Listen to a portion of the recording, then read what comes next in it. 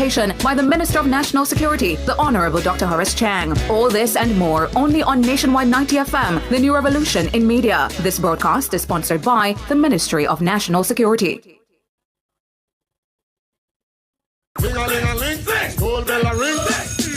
The Nationwide 90 FM Schoolyard Tour 2025 is taking the vibes island-wide, straight to your schoolyard. Stay tuned to the E-Zone and find out which school they're going to visit next. It's all about empowering minds and igniting the fun. Expect live entertainment, games, and big surprises as we bring the Nationwide 90 FM energy to every stop. And you know we must stream it live on our YouTube channel at Nationwide 90 FM Live 2. It's the Schoolyard Tour. Catch the live stream on Nationwide's YouTube channel at Nationwide 90 FM Live 2. Keep your station locked to Nationwide 90 FM for more details. All this and more only on Nationwide 90 FM, the new revolution in media. The Schoolyard Tour is brought to you by the Students' Loan Bureau, KFC, Tip Friendly Society, National Council on Drug Abuse, and ATL Automotive. Big news! The Big Bite Food Safety Show now airs on Nationwide 90 FM with your host, Alison Richards, the Food Safety Girl. Join Alison every Tuesday from 1 to 2 p.m. as she serves up expert advice, tips, and insights on everything food safety. Stay informed, stay vigilant, and remember, food safety is everybody's business. Don't miss a bite of the action. Tuesdays at 1 p.m. only on Nationwide 90 FM, the new revolution in media. Join us on the next episode for Street Food Chronicles. Are you being jerked over?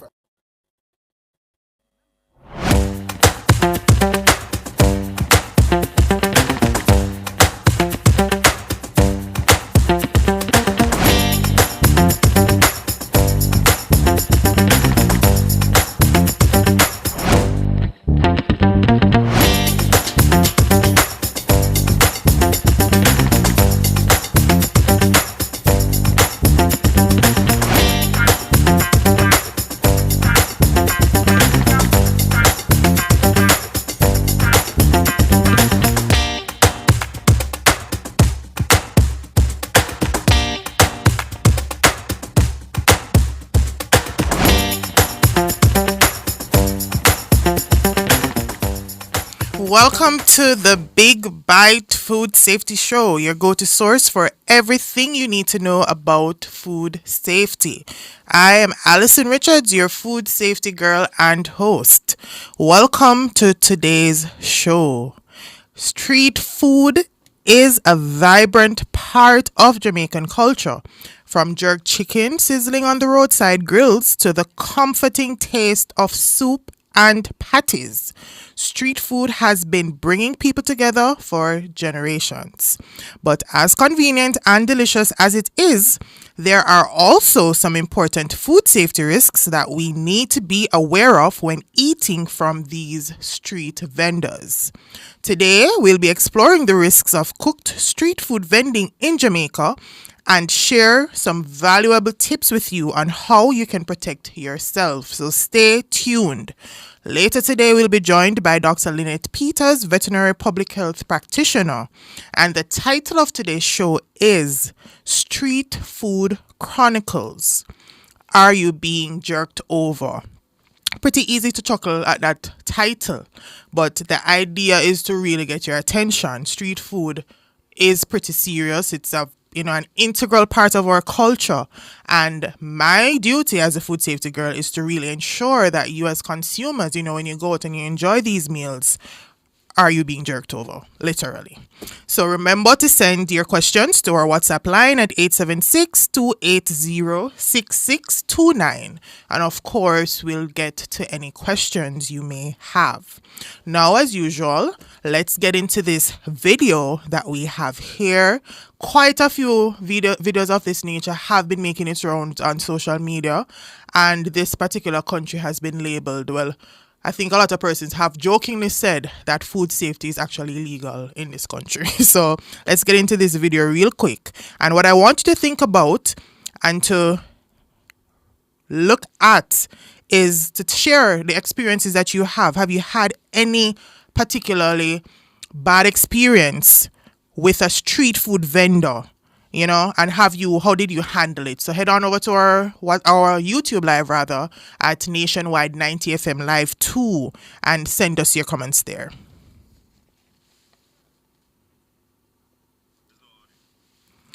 Okay, so we have, if you're over on our live YouTube stream, there is a video of this man. I'm trying to describe the video. He's selling street food, and I think there's everything that you can think of is in this meal, including his hair, some cough, because he's literally coughing over this plate of food that he just served.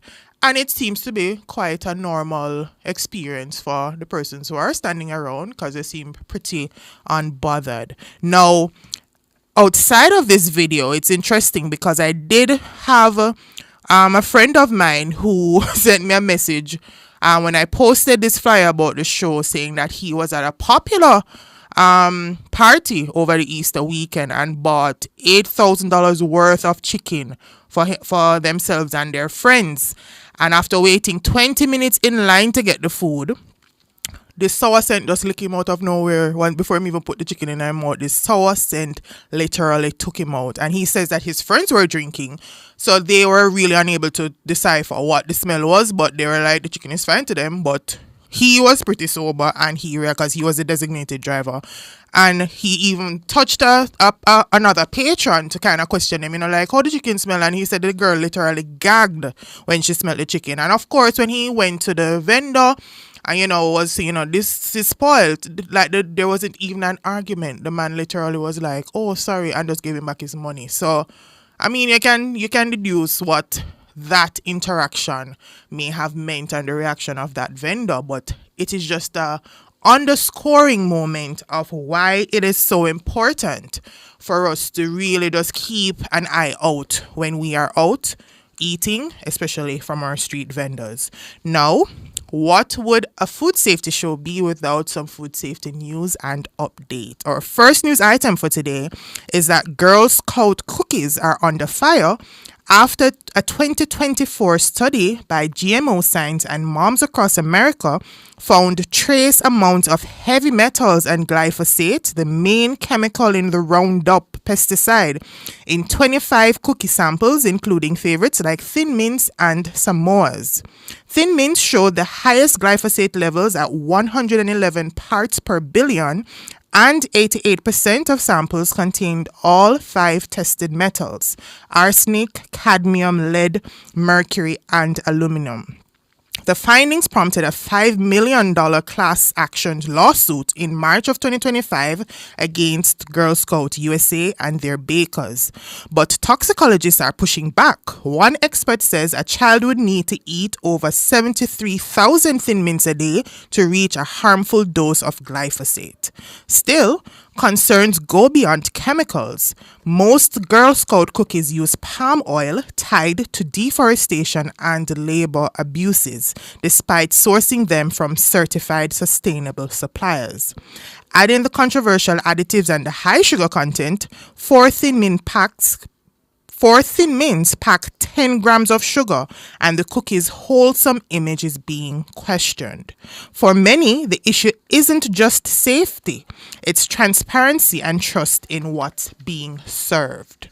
Our second news item for today is that a Europe-wide refrigerator study is shaping how food safety is managed. Researchers from France's ANSYS agency found the average home fridge temperature is 6.4 degrees Celsius or 43.5 degrees Fahrenheit, far warmer than the recommended 4 degrees Celsius that helps prevent bacterial growth. In response, food regulators have updated shelf life testing guidance. Ready-to-eat foods must now be evaluated at 10 degrees Celsius, a new benchmark covering 95% of real household conditions. This helps producers more accurately predict whether Listeria monocytogenes will stay under safe levels by the product's expiration date. However, this higher test temperature is not a green light for consumers to raise their fridge settings. The experts are stressing that the colder your fridge, the safer your food. Below 4 degrees Celsius, the growth of dangerous bacteria like salmonella is significantly slowed. So the bottom line is food makers are adapting to the real world conditions, and you should double check your fridge if your fridge is cold enough to protect your meals and your foods. Our third news item is that 10 children in the Philippines fell ill after eating toxic tuba seeds, and health officials say social media is to be blamed. In September of 2023, kids aged 10 to 12 consumed the poisonous seeds that we have displayed on our YouTube stream right now. And they'd consumed these seeds after watching a video claiming they were safe. Within hours, they suffered vomiting, diarrhea, dizziness, and abdominal pain. One child developed hypovolemic shock after eating 10 seeds, all recovered within 3 days, thankfully. The tuba, which is a common tropical shrub, contains toxic compounds like quercetin and coursenoic acid. Ingesting one seed can trigger symptoms, and this was the first recorded outbreak in Philippines, though similar cases soon followed in neighboring villages. No warning signs were posted near the trees, and the fruits were easily reachable. Scientists say the case highlights a critical gap in digital safety and the need for stronger media literacy programs, especially for children. The takeaway from this news item is that not everything you see online is safe, and when in doubt, do not eat wild plants. Our fourth news item for today is that a disturbing incident at a Buffalo public school is reigniting concerns over edible marijuana products that look like everyday candy. On April 1, a teacher accidentally gave 2 students THC-laced gummies, thinking they were Sour Patch Kids. The candy contained 500 milligrams of THC, the psychoactive ingredient in cannabis, enough to trigger serious effects, especially in children. One student, 11-year-old, said he was terrified and now doesn't want to take anything from anyone again. Both children were taken to the hospital and have since recovered. The teacher has been placed on paid administrative leave. The packaging, nearly identical to the real candy, reflects a growing food safety risk flagged by both the FDA and FTC, who have warned that poorly labeled or copycat edibles are sending hundreds of kids to emergency rooms. In 2024 alone, nearly 200 children on the 6 in New York needed ER care after cannabis exposure, and of course, experts are calling for stricter packaging laws, better school practices, and stronger public education. And I think you may remember that sometime last year, there was a case of some students here in Jamaica who actually purchased THC-laced candy or edibles from a school vendor. So, of course, parents and teachers alike are being urged to inspect labels carefully, because one mistake can have serious consequences. Our fifth news item, a global matcha shortage is flooding U.S. markets with low quality and potentially hazardous products, raising alarms among food safety experts. With Japan, the world's top matcha producer, and matcha is that green powder. It's actually from a plant, but it's that green powder that a lot of persons, it has a lot of health benefits. So persons tend to gravitate towards using it in their teas, in their protein shakes and stuff like that. Now, Japan is facing droughts, aging farmers, and surging global demand. And of course, this is making their ability to supply this matcha tight. While a proposed 24% US tariff on Japanese matcha is on hold until July, the uncertainty is pushing retailers towards cheaper, unregulated imports, often from non-Japanese sources. A 2024 study found heavy metals like lead, cadmium, and arsenic in 12% of low-grade matcha samples. Some products also contain fillers, undeclared allergens, or harmful bacteria like E. coli. Now, with the FDA inspecting fewer than 5% of food imports, tainted matcha can easily reach shelves. Experts warn that bargain matcha often skips safety testing, posing significant risk, especially to pregnant women and children. Now, of course, in order to protect your cup, you have to look out for your labels. Remember that matcha should look bright green, smooth, and if it does look dull or gritty, this is definitely a red flag. We're going to go for a quick break. Stay tuned to the Big Bite Food Safety Show.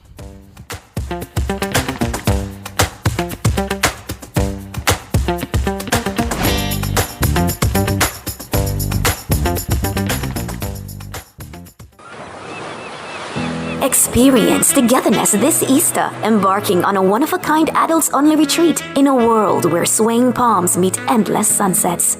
All-inclusive indulgence awaits here at Hideaway at Royalton Blue Waters. Tap into an all-in luxury vacation experience when you book between April 1 to 30. Contact us. Dial 876-632-7401. That's 876-632-7401. Speak to your local sales agent today.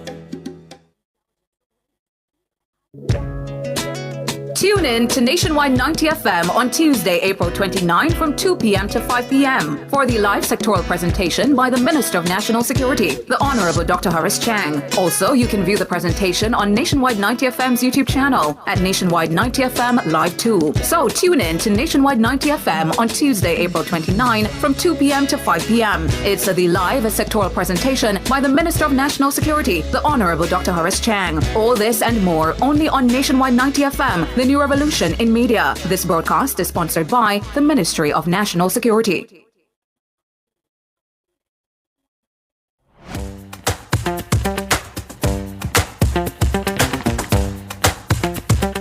Welcome back to the Big Bite Food Safety Show. My name is Allison Richards, your food safety girl and host. Now, today it's all about street food. The title of today's show is Street Food Chronicles. Are you being jerked over? Before the break, I was touching on a bit of food safety news and updates, and we just spoke about the global matcha shortage, that green powder that we're putting in our drink, and how this shortage has been affecting the authenticity of these products and what persons should be careful of. Now, to wrap up this news segment, I'm going to be sharing some local food safety news with you. And this news item is that 3 people have been arrested in connection with the seizure of several containers of bulk rum during a targeted operation in the Silo Housing Scheme in St. Elizabeth on Friday, April 25. Reports are that at approximately 5 a.m., a specialized team of police officers from the Jamaica Constabulary Force conducted a targeted operation in the Silo Housing Scheme, which resulted in the seizure of several containers of bulk rum. The lawmen reportedly executed search warrants at 2 separate residential premises, resulting in a total of 55 gallons of rum being confiscated. Now, it is pretty important because I see a lot of persons on the comments, saying that, why police don't leave the people alone, it's bulk rum, but I think a lot of persons do not understand the science behind creating alcohol, and it is so easy for this process to go awry. You create chemicals that are poisonous to the body, and that is how we often result, what often results, in poisoning, alcohol poisoning. So, I know recently across the globe, really, there has been cases of persons who are on vacation, they're drinking alcohol, moonshine, so that some persons refer to as, and they've literally died as a result of drinking this tainted alcohol. So, I mean, the eater food culture is pretty is a strong challenge. I know that food safety personnel and regulatory bodies do face, but it is so important. Everybody always feels like they know what they're doing and they've been doing it from 19 how long, and it's years them doing it, but it is so important for you to understand that these manufacturers and registered and regulated entities that are tasked with and have the venture of operating within this particular standard of food development and processing, it is for a reason. And outside of it being seen as a way for the government to earn money from persons, I think consumers and the way of thinking and in encouraging the food safety culture, it has to be that we trust that this is in our best interest. It means that whenever you go out and you buy a bottle of whatever alcohol, in this case, that you're buying, you can guarantee that this was made and you won't drink it and go to sleep and you just don't wake up the next day. So I think that is so important for us to think about, outside of just the monetary aspect of it and persons getting an opportunity to earn. But it's also important that, because if we don't have life to spend the money, then really what does it matter? How important is that? Now, that closes our new segment for today. And as I said before, today's topic is all about street food. We stop for a jerk chicken, we stop for a porridge in the morning, we stop for patties, we stop for fried fish. You name it, it's on the go. It's right here. Even in traffic, you're driving and you see people selling, pastries on their arms. They have the cooked shrimp and, as a food safety professional, it's not a time I'm in traffic and I go, that side eye. But I do know, and I don't want to be the person to box food out of people more. But this purpose of today's show is really for you to have a new perspective. It's not that it's unsafe to buy, but you need to look out for some factors. And that is what Dr. Peters is going to be joining us shortly to talk about. Now, as I mentioned at the beginning of the show, is that street food is an integral part of Jamaican culture, from jerk chickens, to your patties, your soup vendors. And it is so important that, because it is such an integral part of our lives, especially in the metropolitan areas such as Kingston, your persons are on the go. In the mornings you drive, you see people there. People are on the go, and it is really just a convenience. And not only is it such a convenience in our everyday lives, it is a huge tourism product. There's nobody I know who visits Jamaica that is not interested in getting some jerk chicken, some pan chicken, some soup. And not to mention, in the event of Easter weekend that just left, this was a booming industry. If it wasn't street vending before, I'm pretty sure you got onto street vending, because with a whole bunch of parties, after a party, the real hot thing you need to get is a cup of soup to kind of, delay the effects or to exacerbate the effects of your alcohol that you were consuming. And, the soup, the jerk chicken, you're hungry after partying and fetting, you're just really into getting something to eat. And oftentimes, because we're inebriated, we're tired, we're so exhausted, we really just jump into eating something that might not have been prepared in the way that it should have been prepared. And, that really just calls for foodborne illnesses all around. Now, outside of the fact that, we have the tourism industry that benefits greatly, or the street food vending rather benefits greatly from our tourism. We can even dial back to, is it almost 2 years ago, we had that whole crab circle debacle going on, and that was a thing. And, it just really, it's important for us to keep those things in mind whenever we are going out. I mentioned earlier that, we have street food vending, which is a bit more predominant in the urban setting, but we do have these events and the occurrence of street food vending in our rural areas across Jamaica.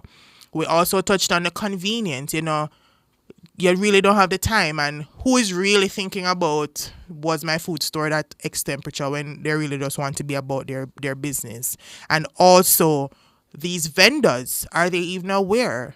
Does your favorite street food vendor, do they even have a food handler's permit? So these are things for you to ask. And I asked a question earlier, and I'm going to ask again. Please put it in our YouTube live stream at Nationwide 90 FM Live 2. Have you ever stopped by a street vendor for a quick meal? And what are some of your favorite street food items? I want you to tell me, because we're going to dissect, the things that you should be looking out for as consumers.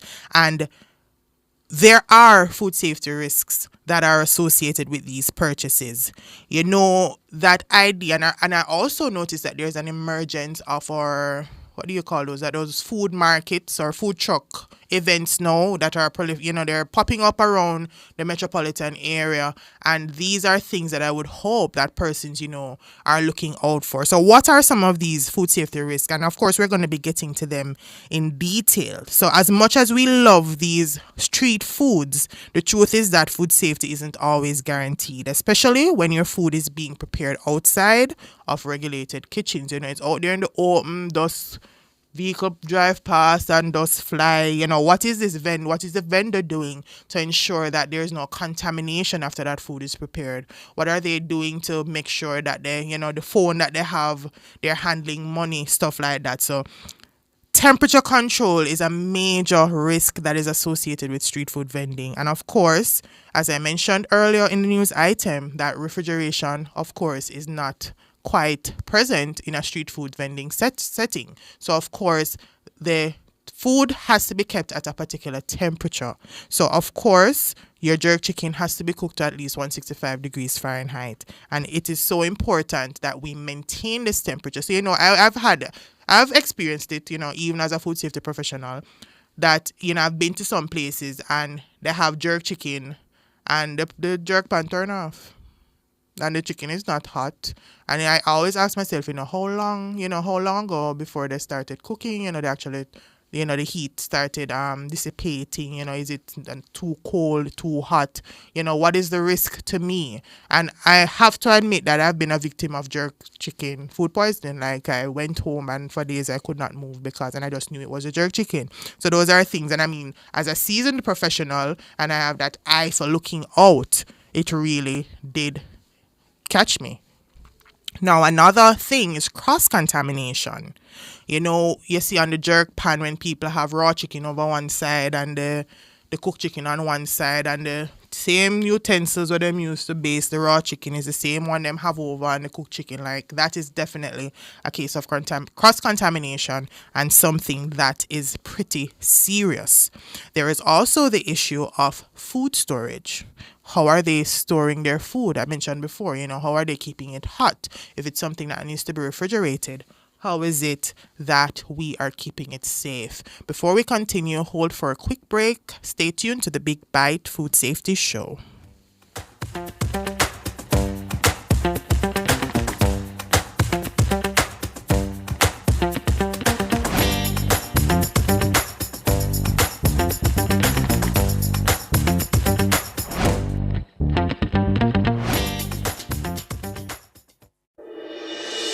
Tune in to Nationwide 90 FM, the new revolution in media. Stay ahead of the curve with our cutting-edge reporting and accurate breaking news coverage. We are having an earthquake. Oh, God. Hear it here first on Nationwide 90 FM. Tune in, turn up the volume, and listen. We bring a mix of news, entertainment, and sports to your lives. Nationwide 90 FM's live and continuous coverage of the World Championships in Budapest, Hungary. News and discussions week mornings. Coming up in the news at 6 for this morning. Entertainment in the afternoons, then news again in the evenings. Nationwide news at this hour, fired. Also, tune in to the entertainment and sports shows in the nights and on the weekends. It is Boy Things After Dark right here on Nationwide 90 FM. Everything is news, from current affairs and entertainment to sports, business, and other categories. Nationwide 90 FM. This is Benjamin. Give it to them. Zaga, Zen. From every whisper to every commotion. That's rubbish. The KSAMC cannot investigate itself. Every news story unfolds here first at Nationwide 90 FM, the new revolution in media. Every sound is a story, and every story we share is news.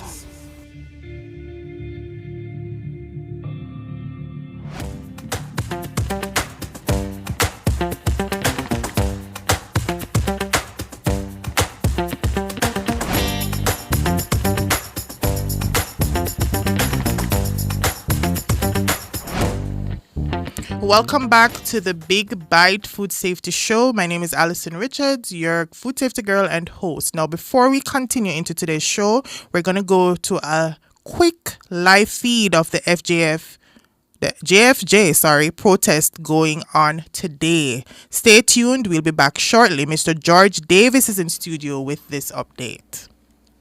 Thank you, Alison. Thank you. All right. So, listeners, you would have known that the that Jamaicans for Justice, the human rights lobby group, they planned to stage a protest in Halfway Tree St. Andrew on this day, April 29. Well, they are there. The protest started around about 1 p.m. and JFJ brought with them, the executives, a sizable following, placard-bearing protesters hitting out against police abuses, excessive use of force, and lamenting what they say is the slow pace of justice in the case of persons who have been killed by agents of the state, and the matter is in court. Robian Williams is out there doing some work for us, and we go to her live now in Halfway Tree St. Andrew. Robian.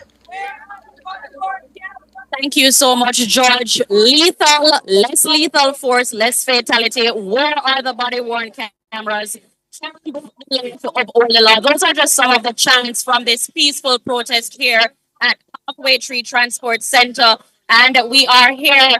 This peaceful protest is spearheaded by the Jamaicans for Justice Human Rights Group. And I'm here with a human rights activist, Lloyd D'Aguilar. He's about to talk to me about why he's here and why he's in support of this protest. Mr. Lloyd D'Aguilar, how are you today? I'm good. Thanks for having me. For sure. So you understand you have no to police extrajudicial killings. No to police extrajudicial killings. Mr. Lloyd D'Aguilar, talk to me about why are you supporting this protest? I'm supporting the protest because we don't have these kinds of demonstrations often enough. And police extrajudicial killings is a policy of state. It is not the policeman who just go there and decide to kill a man. They are given permission and they know they will be protected by the hierarchy of the police force and by the state machinery, right? They know that. And so it's a policy. And we have to deal with the Prime Minister. We have to deal with the Minister of National Security. We have to deal with the Police Commissioner. And we have to deal with the Justice Minister. Yeah. So those are the people that are directly responsible for police killings. All right. So this protest has received much pushback since it has been being advertised. That did not waver the spirit. You're out here nonetheless, and you're going forward with your message, yes? Yes, and they have compromised themselves by saying that Jamaicans for Justice shouldn't be here because the police are reducing crime, right? There's no connection between police killings and the reduction in the murder rate. There's just no connection because when they have state of emergency, policemen kill right under criminals kill right under the face of the police. There's no connection whatsoever. And we have to deal with the rights, the human rights of people. That if somebody's a criminal and committed criminal acts, you must respect their rights. You don't have the right to go and shoot them and kill them. That is what is going on. Indeed. All right, thank you so much, Mr. Lloyd D'Aguilar. You hear it here from supporters of the message. The executive director of JFJ, Michael Jackson, she's right behind me right here. And earlier she was doubling down on the fact that this is not a protest against the Jamaica Constabulary Force. This is a protest for accountability. At this point in time, I'm not sure we can turn the camera over to this side where there are several police officers manning this peaceful protest here in the square of Halfway Tree at the Transport Center. We have police officers on the roof. We have also police officers here. I'm going to see if I can speak with anybody. I'm going to see if I can speak with anyone here. SSP Lindsay is up here. I'm being told that SSP Lindsay is here. I'm going to see if I can reach out to her to get a comment from the police at this point in time. We're here in the Halfway Tree Square where JFJ is not protesting against the police force. That's what they're saying. They're asking for accountability. They're asking for public disciplinary action where necessary. Less lethal force, less fatalities. That's what they're saying. Cameras on security forces. I'm seeing a flyer here saying, don't bring a gun to a knife fight. Yes? Adhere to INDICOM recommendations, human rights, policing, no. And this is what this is all about here This protest has been advertised.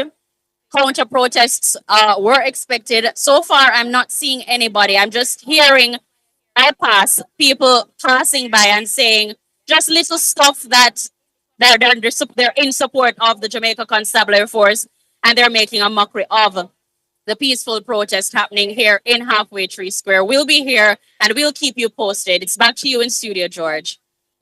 All right. Thank you, Robian. So, Robian Williams there speaking with the career advocate Lloyd De Aguilar, a man who believes very much in the supremacy of human rights, and he says under no circumstances should the rights of people be abrogated by the state. So that's just a flavor of what's happening in Halfway Tree St. Andrew. That was a live report. Thank you, Robian. Thank you, Jamal Tucker. And we'll have much, much more in the major newscast at 5, along with our main discussion program starting at 5:30. Of course, that's nationwide at 5. For now, I send you back to Alison and the Big Bite Food Safety Show. Alison? Thank you, George. So today, and as you can see, I'm now in studio with Dr. Lynette Peters, who is a veterinary public health practitioner. And as I said today, or earlier rather, today's show is all about street food chronicles. Are you being jerked over? These foods that we enjoyed so much and are so ingrained in our culture, food culture. Is it safe? How can you protect yourself heading out, to enjoy that convenience of street food and without wasting any time? Dr. Peters, I touched a bit on a few of the food risks such as, cross-contamination and temperature control. What are some of the other big food safety concerns for street food vendors in Jamaica, particularly when it comes to cooked foods like jerk chicken, fried fish, your soup? Share that with us. Okay. Good afternoon, Alison, and thanks for having me.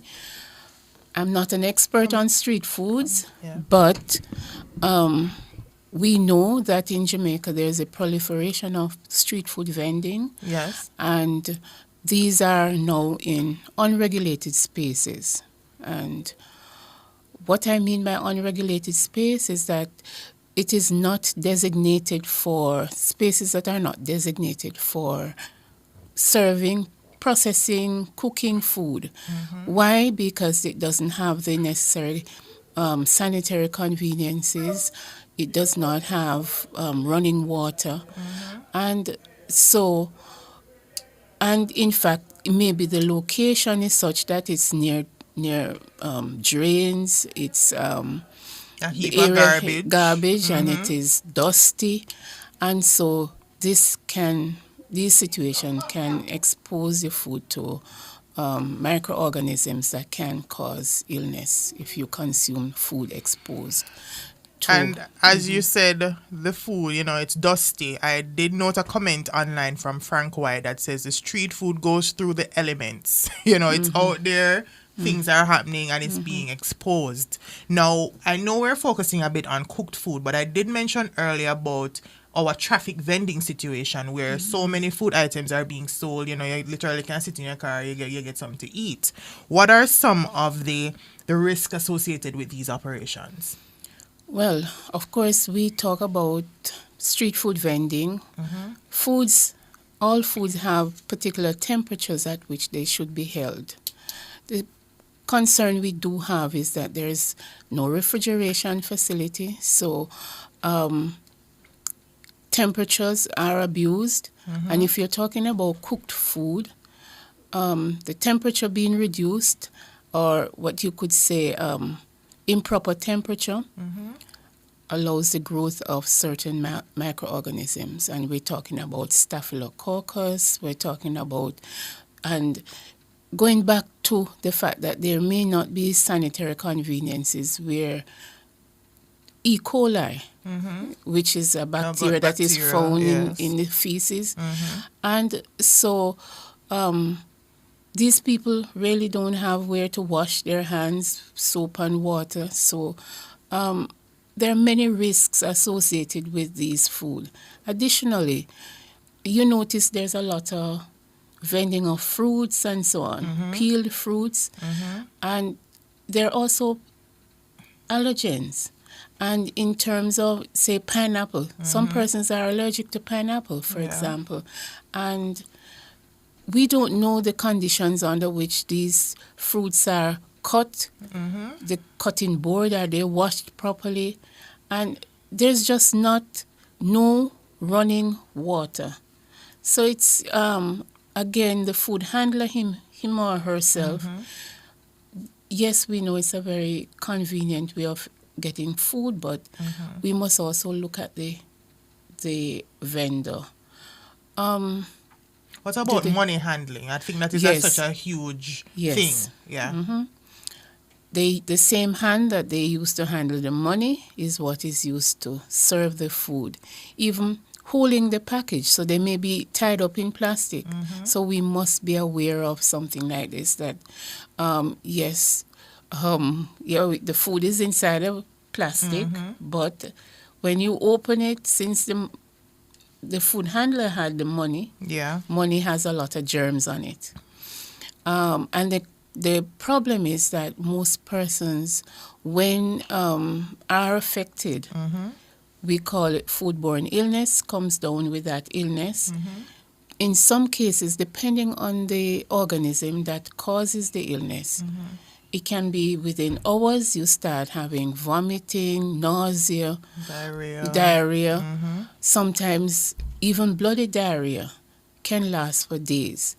But critical is that most persons don't report it to the public health department. So we know and we expect that some of these things are happening, but we would want persons to report to the medical officer of health in each parish when they have consumed food and they're coming down with nausea, vomiting, diarrhea, for us to be able to investigate and to determine what and where it is, what is food it's associated with. We are more able to do investigations in organized settings like hotels and so on. But for street foods, it's very challenging because one very serious underreporting of illness is associated with consumption of those foods. Okay, you said something pretty important, and I think that would have been a good follow-up from last week's show, because we actually covered the difference between foodborne illness and gastroenteritis. You know, you made mention of persons becoming ill, they don't underreporting, they do self-diagnosis, it's just gas. And an important bit is that you have encouraged our listeners and our viewers to make the report. If you have ate something and you think, you're suffering from a case of foodborne illness, you need to make the report to your local public health department. Also, going back to our comment online, someone has asked a question, and I'd love for you to share your insight on this question. Andrew Cameron has asked, how is the jerk grill stored and protected from rodents overnight? That is such a good question because, people only think about the food aspect of it. They think, your chicken is stored, it's frozen, it's kept cool.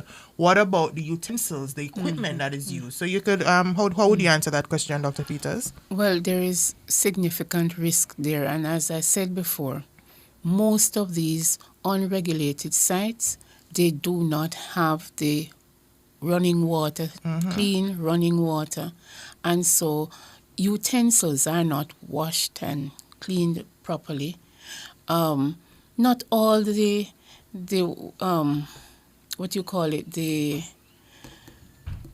grill, not all of it is heated to temperatures that would kill all the organisms. Yes. And so, yes, there is a risk. And those are sometimes, and in most cases, not protected. They are covered under some tarpaulin overnight and so on. So these are some of our concerns. But as consumers, we have to take responsibility for the food that we consume. So you want to take the risk, that's up to you. But we can tell you that, there are several risks associated with consuming food that is not stored properly, handled properly. And a big challenge we have is the training of those persons just popping up and selling food. All right. And another point I wanted to bring across was the fact that we are in a tropical climate. The fact that we're in a tropical climate really does expose, and it somewhat shortens the shelf life of food that we prepare. So it's very important, just to underscore the point that Dr. Peters made earlier, that temperature control is so critical, and we are at a disadvantage somewhat being in a tropical country, because the higher the temperature, you have to really, things cool down or probably get warmer, cold then warmer a bit sooner than if we were living per se in a temperate or a cooler climate. Now, Dr. Peters, you've mentioned, the risks that are associated with these operations. How can vendors improve food safety without access to advanced facilities? So we know, and before you answer that question, I did notice Marvelous Marvin made a comment that the vendors pee behind the light posts and wipe hands in their pants and right back to selling. No washing, not even a piece of wipes. Happy? Or this person is saying they're happy for how them stay. Even the fast food places are not all that either. And I do agree, because someone did send that message to me that they observed something similar. But before we continue the discussion, we're going to go for a quick break. Please stay tuned to the Big Bite Food Safety Show.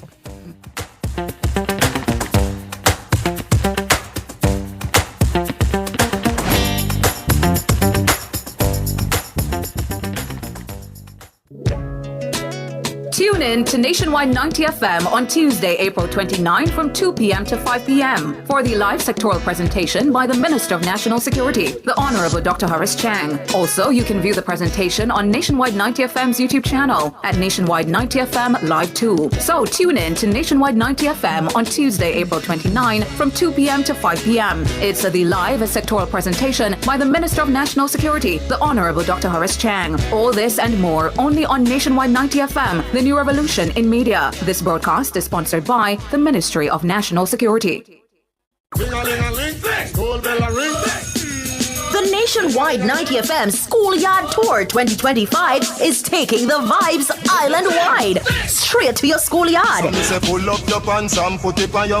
Tune in to the E-Zone from 1 p.m. to 4 p.m. on May 2 as we broadcast from Dint Hill Technical High School in Linstead. It's all about empowering minds and igniting the fun. Expect live entertainment, games, and big surprises as we bring the Nationwide 90 FM energy to every stop. And you know we are going to stream it live on our YouTube channel at Nationwide 90 FM Live 2. So tune in to the E-Zone May 2 from 1 to 4 p.m. It's the Schoolyard Tour at Dint Hill Technical High School. Catch the live stream on Nationwide's YouTube channel at Nationwide 90 FM Live 2. Keep your station locked to Nationwide 90 FM for more details. All this and more only on Nationwide 90 FM, the new revolution in media. The Schoolyard Tour is brought to you by the Students' Loan Bureau, KFC, Tip Friendly Society, National Council on Drug Abuse, and ATL Automotive.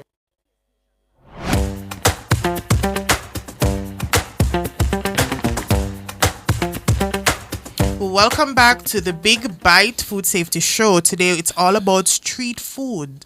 Are you being jerked over? We're looking at street food vending and its risks that are associated with it. Today we have in studio Dr. Lynette Peters, who is a veterinary public health practitioner. And just before the break, I asked her, how can vendors improve food safety without access to these advanced facilities, such as refrigeration or running water?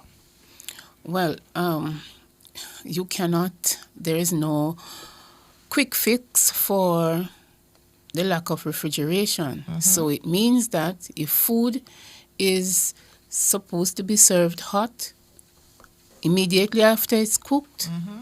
then it must be served. Leftovers, if you don't have refrigeration on site, it must get to the refrigerator almost as soon as possible, because again, those temperature, mm-hmm. microorganisms grow and multiply. Every 20 minutes, microorganism replicates. So you will have millions of organisms that can cause illness. The important thing for food vendors is that, mm-hmm. one, they need training. They need to also wear proper attire, clean. We don't always say white, but at least a light colored clothes so you could see whether it's dirty. Clean fingernails. These long nails are not acceptable because germs do accumulate under these nails. Yes. For water, they can also make makeshift running water by putting attaching a tap to a bucket and with treated water, clean water, so they can, do that as a makeshift.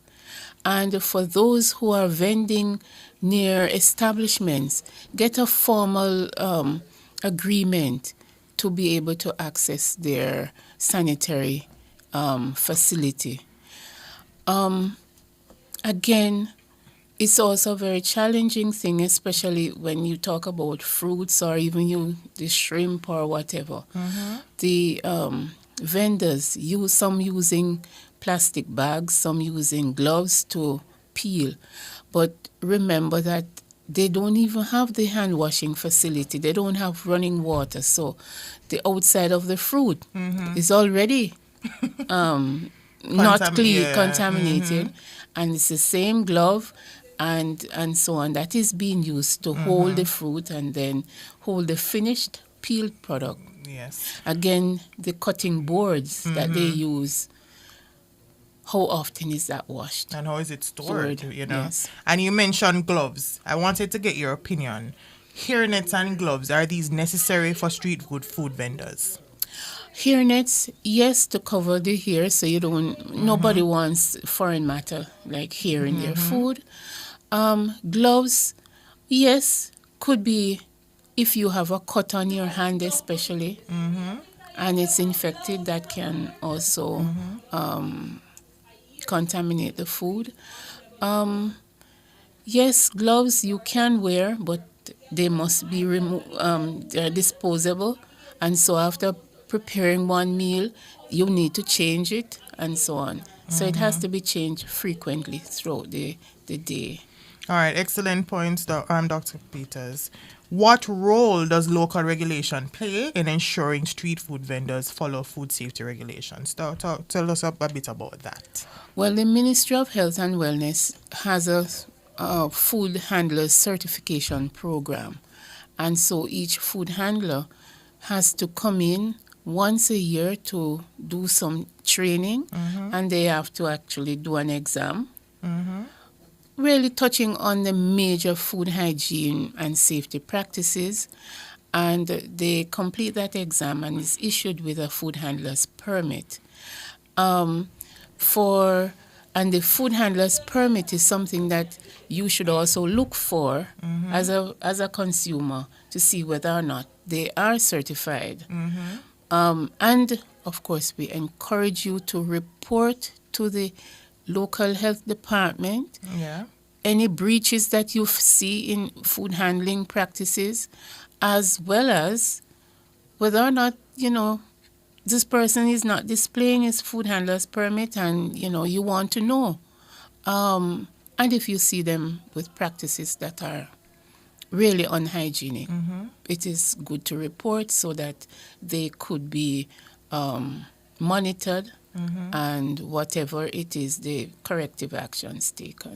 And I love that you said that. And I think I wanted to underscore that outside of reporting these establishments or vendors, it's important to also realize and remind yourselves that you do have the purchasing power. You just don't buy the food. Don't feel like you have to settle. Because I've been to places before, and just as a regular consumer, because I don't like, especially when I was back doing inspections, I never used to be the person that to flash my, my inspector card. But I would always approach the person, as a concerned consumer. And there have been times when I get the pushback, with the attitude, and that's when, I would have to step in and be like, I'm this person, which of course that changes the demeanor, but a regular consumer, and I think the more persons become empowered, which is the purpose of this platform, is to empower you, the consumer, that whenever you observe and you make these observations, do not take it lightly. Do not be like, oh, you don't have the time. My daughter actually accused me of being a Karen one day when I went somewhere. I bought some spoiled meat from a particular supermarket, and I went back, and I was getting a bit of pushback as a regular consumer until, of course, I identified myself as a regulator. That's when I got the service that I deserve. But before I got to that, and I was talking, and my daughter was like, "Mommy, just let's go. You're being a Karen." And I'm like, no, I had to explain to her. I said, it's not about being and causing a stir, but it's as your right as a consumer. You have to protect yourself and be safe, and don't think of it as a additional thing you don't want to bother anybody, because it is your right, especially if you're spending that money. Dr. Peters, sure, go ahead. But I just want to point out that the risk is greatest for children, persons who are immunocompromised, so they have some illness, and the elderly. So be careful, especially those set of persons, children. Don't just quickly go buy food for children, especially because their immune system is compromised, and so whereas a healthy person will be able to resist these microorganisms to some extent, the children are vulnerable. And or pregnant women yes, and as well. Pregnant women, yes. Yeah, so I see, I think it was SH that says people stick to roast yam and sweet potatoes with roast fish. And the question is, who is preparing this roast yam, sweet potato, and roast fish, and are they implementing the food safety practices that they need to? So I wanted to also add to this comment is that it's not the food. I mean, everything that we eat poses a risk, and that risk is heavily reliant on how we handle that food, how it's prepared, how it's stored. So I think that is what should be the focus, and not necessarily what type of food to eat. Now, in wrapping up, I just wanted to underscore a few points on how consumers can protect themselves. Of course, you're looking for hot, freshly cooked food. Steaming food is less likely to have been sitting around for too long and is safer to eat. Check for cleanliness. Vendors who wash their hands or use gloves show that they care about food safety. And of course, with your use of gloves, you want to ensure that if you must use it, if you have a cut, you want to wear gloves. If you are using it for whatever reason, it is on a strict changing schedule. There tends to be this false sense of safety when you're wearing our gloves, but you end up touching everything and you end up touching the food. And as Dr. Peters mentioned, you're touching the outside of a dirty fruit. When it's peeled, it's now exposed. You're touching that with that dirty hand. You also want to watch for proper food storage. Food should be kept at the right temperature. Do not buy food from vendors who do not store it properly. And if you are guessing, a lot of things can kind of be some red flags as to if people are practicing good hygiene. If somebody don't look like they put themselves, they don't even look like them beard. Why are you gonna trust that they care about the food and how they're carrying that food, storing that food? So these are some things that you kind of have to look at and make your own deduction. Also, trust your instincts. If something does not look right, chances are it's not. So do not be afraid to pass on it. And of course, freshly cooked food should smell delicious, not stale or off. So in closing, Dr. Peters, is there any tip you want to leave for a consumer before you go? Yes, just to also add that when we are purchasing food, the practices of the vendor, touching, scratching the hair, rubbing the nose, talking a lot over the food without a mask. So you also need to look at the practices and remember that you don't always get ill immediately. It could be days. We're talking from, say, 2 hours in the case of a staphylococcus infection to several days. It could even be up to 8-9 days after consuming the food. You come down with nausea, vomiting, diarrhea.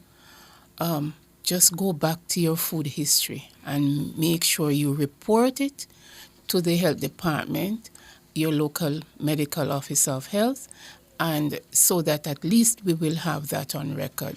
Because these conditions we tend to just ignore. Oh, I have a little diarrhea. Oh, my stomach don't feel good.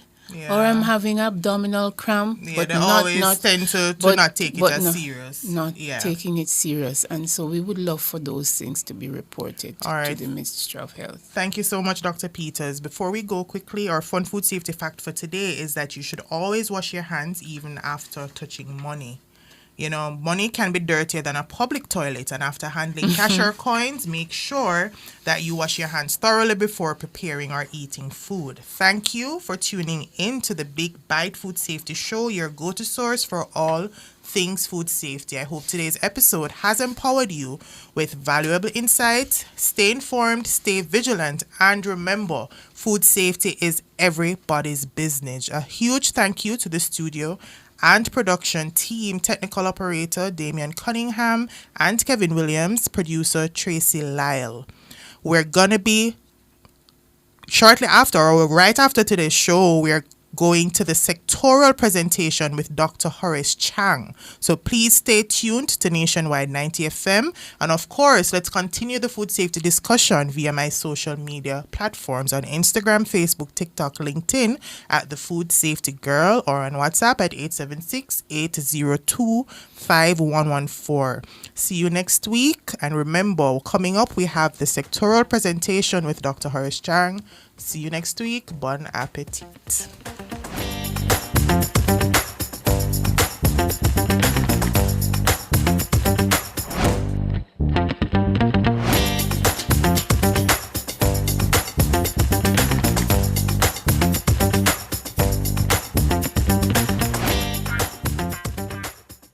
A mother's journey of love shared